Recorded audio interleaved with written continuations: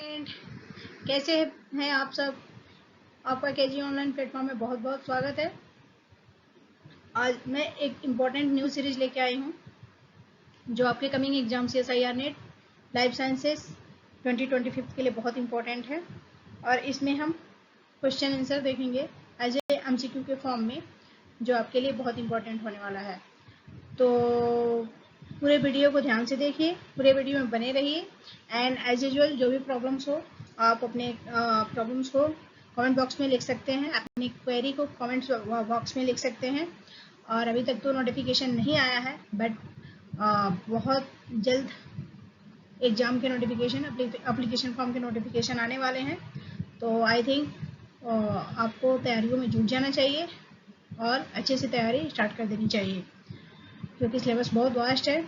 और कहते हैं ना कि थोड़ा थोड़ा पढ़िएगा लेकिन अच्छे से पढ़िएगा तो उसका कंसेप्ट बहुत अच्छे से क्लियर होगा। और एक बार यदि आप चाहें कि बहुत सारी चीज़ों को पढ़ लिए और कंसेप्ट क्लियर हो जाए, सो नथिंग इज़ पॉसिबल। तो थोड़ा ही पढ़िए लेकिन अच्छे से पढ़िए और कंटिन्यूअस पढ़िए।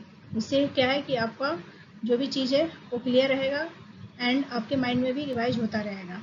सो विदाउट वेस्टिंग टाइम आज का हम ये सेशन स्टार्ट करते हैं। So let's start.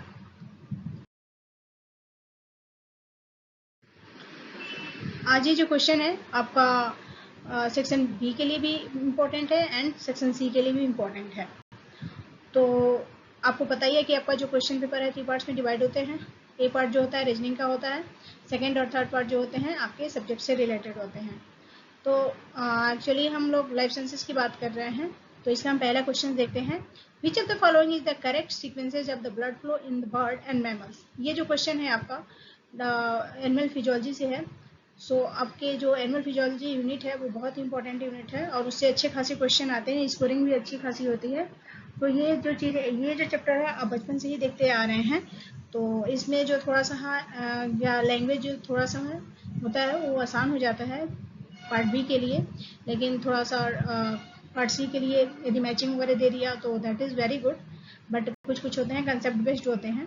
So don't worry, हम प्रैक्टिस करते रहेंगे और अपने ऐसे यदि हम लगातार प्रैक्टिस करते रहे, क्वेश्चंस को सॉल्व करते रहे, तो हम लोग हमारा का जो टारगेट है वो कंप्लीट हो जाएगा। So which of the following is the correct sequences of the blood flow in birds and mammals. Option a है वेना केवा, वेना केव से राइट एट्रियम, राइट एट्रियम से राइट वेंट्रिकल से pulmonary artery. जो blood का flow होता है mammal और birds में वो किस वे में होता है, तो वेना केवा से होते हुए राइट एट्रियम में जाता है, राइट एट्रियम से राइट वेंट्रिकल से पल्मोनरी आर्टरी।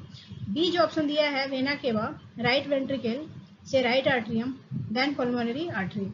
ऑप्शन सी जो दिया है vena cava pulmonary artery right atrium and right ventricles. Option जो डी दिया है vena cava right atrium right ventricles and pulmonary artery. So correct option जो है वो क्या है, ऑप्शन ए है वेना केवा, that is the right atrium right ventricles, vena cava right atrium right ventricles and pulmonary artery.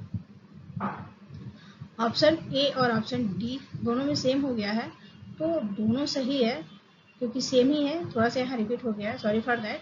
But option A और जो D है वो करेक्ट है। ब्लड का जो फ्लो होता है मैमल में वेना केवा से होते हुए राइट एट्रियम में जाता है, राइट एट्रियम से राइट वेंट्रिकल और राइट वेंट्रिकल से जो है पल्मोनरी आर्टरी में जाके ब्लड का फ्लो कंप्लीट हो जाता है। Now moving to next question. आपका अगला क्वेश्चन है which of the following events occur at the end of the period of ventricular injection. जो इसमें कौन सा इवेंट है जो वेंट्रिकुलर इंजेक्शन के समय कंप्लीट होता है, होता है। ऑप्शन ए है pulmonary valve closes, option b है artery valve closes, option c है pulmonary vena cava open and option d है pulmonary valve open. So correct option जो है ऑप्शन ए है, that is the pulmonary valve closes. ये जो है कब होता है, जब ये जो है वेंट्रिकुलर इंजेक्शन का जो पीरियड खत्म होने वाला होता है तब होता है। तब क्या होता है, पल्मोनरी वॉल्व जो है वो क्लोज हो जाता है। Now moving to next question. आपका अगला क्वेश्चन है fluid exudation in the tissue in the acute inflammatory reaction is due to. Fluid exudation जो होता है टिश्यू में एक्यूट इन्फ्लेमेटरी रिएक्शन किसकी वजह से होता है? Increase the vascular permeability, decrease vascular permeability, increase articular permeability and decrease the articular permeability. So correct option जो है ऑप्शन ए है, इंक्रीज वस्कुलर परमेबिलिटी। जब वस्कुलर की परमेबिलिटी इंक्रीज होती है तब उसमें फ्लूइड का एक्सुडेशन टिश्यू में एक एक्यूट वे में होता है। Now moving to next. आपका अगला क्वेश्चन है, circulating testosterone is mostly present in bound form. जो सर्कुलेटिंग टेस्टोस्टेरोन होते हैं वो बाउंड के फॉर्म में प्रेजेंट होते हैं। Which of the following protein binds quickly to the major amount of circulating testosterone.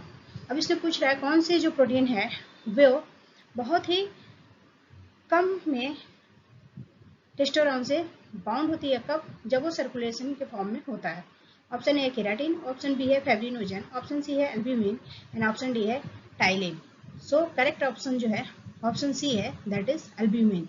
Albumin जो होता है टेस्टोस्टेरोन से बाइंड करता है जब वो सर्कुलेशन के फॉर्म में वर्क करता है तब। Now moving to next question. आपका अगला क्वेश्चन है,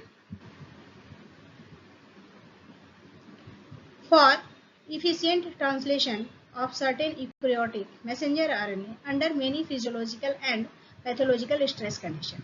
For efficient translation of certain eukaryotic messenger RNA under many physiological and pathological stress conditions, the small subunit of ribosome binds to the messenger RNA at the external ribosome entry site, internal ribosome entry site, external ribosome entry site and internal lysosome entry site. So correct answer जो है वो है internal ribosome entry site, that option B जो है वो correct है। जब messenger RNA जब यूकेरियोट्स में पहुंचते हैं वहां पे जब ट्रांसलेशन प्रोसेस स्टार्ट होता है तो वहां पे जो होता है इससे किससे बाइंड होता है, that is the internal ribosome entry sites में जाके ये प्रोसेस स्टार्ट होता है और वहां पे ये बाइंड करता है। Now moving to next question. आपका अगला क्वेश्चन है, an elongation factor EETS serve mainly to. Elongation factor EFTS कब वर्क करता है? Option a exchange of GTP for GTP, option b है exchange of ATP for ADP, option c है exchange of ADP for ATP and option d है exchange of GTP for GDP। So correct answer जो है option a है, option D जो है correct है, exchange GTP for GTP। जब GTP का चेंज GTP के फॉर्म में होता है वहाँ पे इलोंगेशन फैक्टर EFTS जो होता है वह वर्क करता है। EFTS जो होता है इलोंगेशन फैक्टर की तरह जैसे वर्क करते हैं। कब? जब GTP जो होता है GTP में एक्सचेंज हो जाता है। Now moving to next question. आपका अगला क्वेश्चन है, which of the following event is associated with the first heart sound. जब फर्स्ट हार्ट साउंड होता है, आपको पता है कि जब कोई भी वुमेन प्रेग्नेंट होती है ड्यूरिंग प्रेगनेंसी जब अल्ट्रासाउंड होते हैं तो उस समय जो होता है बच्चे का साउंड हियर किया जाता है विद द हेल्प ऑफ जो अल्ट्रासाउंड वगैरह होते हैं उससे। तो इसमें पूछ रहा है which of the following events is associated with the first heart sound. Option a है closing of the AV valves, option b है opening of the VA valves, option c है closing of the AV valves and option d है opening of the AV valves। So correct option जो है option c है closing of the AV valves। AV valves जो बंद होता है उस समय जो होता है वो यानी क्लोजिंग ऑफ AV valve जो होते हैं फर्स्ट इवेंट होते हैं किसका, हार्ट साउंड का। हार्ट साउंड का जो पहला प्रोसेस होता है वो क्या है, closing of the AV valves। Now moving to next question.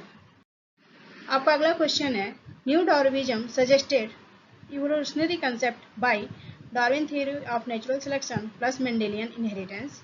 Option b है Darwin theory of natural selection plus theory of Lamarckism, option c है mutation theory plus Mendelian inheritance and option d है Darwin theory of natural